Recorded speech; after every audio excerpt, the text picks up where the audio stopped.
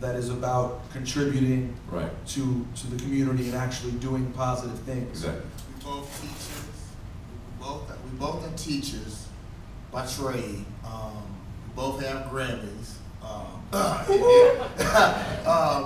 And we both had that college experience. And more than anything else, something nobody ever talks about when it comes to me and Ninth Wonder is the fact that we come from small areas where everybody thinks we have the answers. Just because you see me on MTV don't mean I know everything. Doesn't mean that I know how to run a record company properly.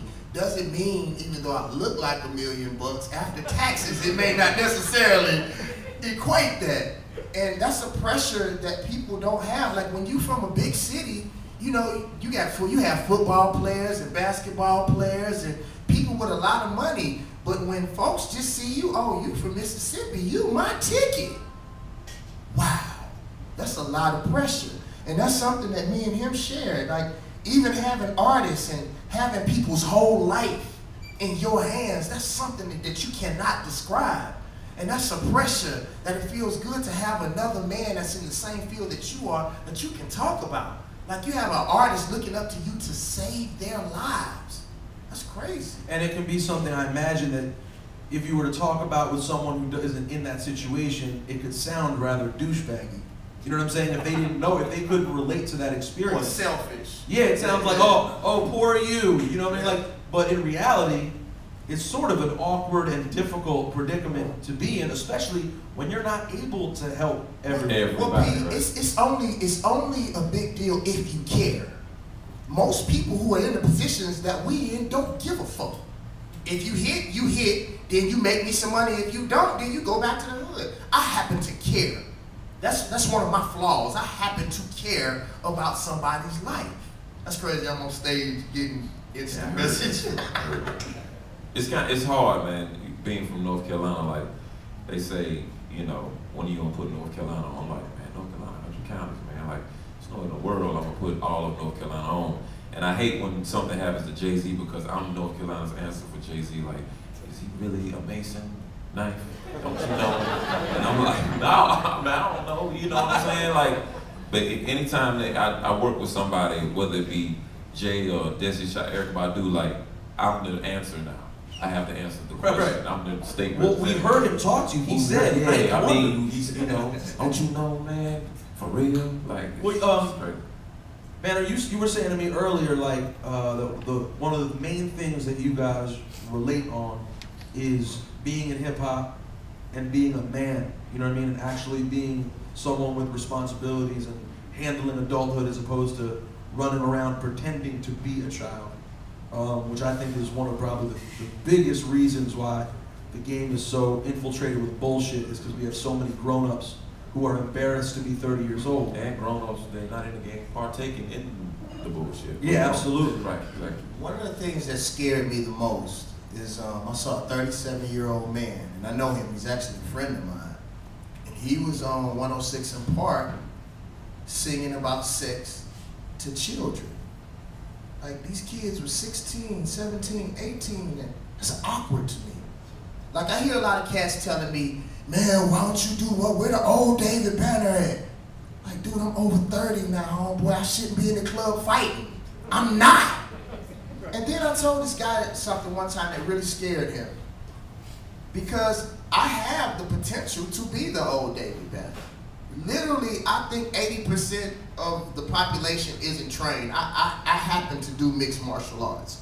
So I'm pretty good with my hands. Decent, you know. And I told him, I said, dude, what you have to understand is, he was like, well, we want to see if you're real. I said, well, the only way I can show you that I'm real is if I kill you. Y'all laughing, but I'm serious. Like, you want to see if I'm real, I'll kill you. I don't want to do that. I wrote on Twitter a couple days ago, I'm the real Banner, in case you don't want to hit me or something, or you're too scared to ask questions now. I said, I've chosen the path of peace, but it seemed like black folks just want me to take a piece out their ass. Like, I don't understand that. When I was out here in these streets beating the blood out of people's face, nobody had nothing to say. But when I got on that path of trying to do better, And then I realized that it came to me. The devil has no reason to attack you if you already going to hell. You know, so for me, it's been a constant struggle. And I want y'all to know, the people that's in here, when y'all hear Death of a Pop Star, the old David Banner is not gone. I will get back to talking about ass and titties very soon. And I'm going to tell this crowd the reason why. My goal has always been to be the male Harriet Tubman. To go and get a group of knuckleheads, bring them to a certain place, and drop them off. Then you have to go back.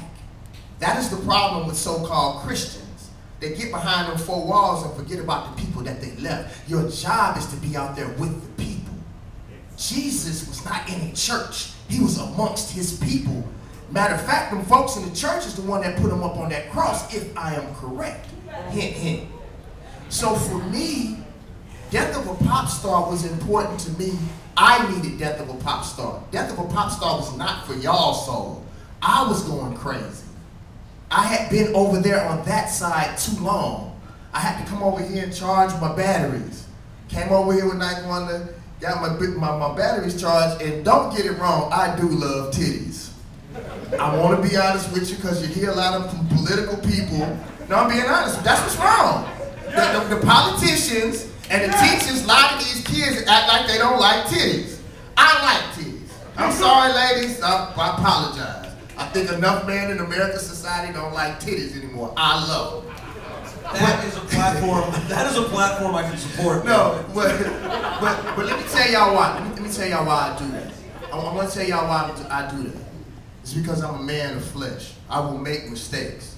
It is better for me to stand up in here and tell you now that I love titties than for me to run for a political office and I bump into some titties by mistake and get closer to those titties and let y'all down.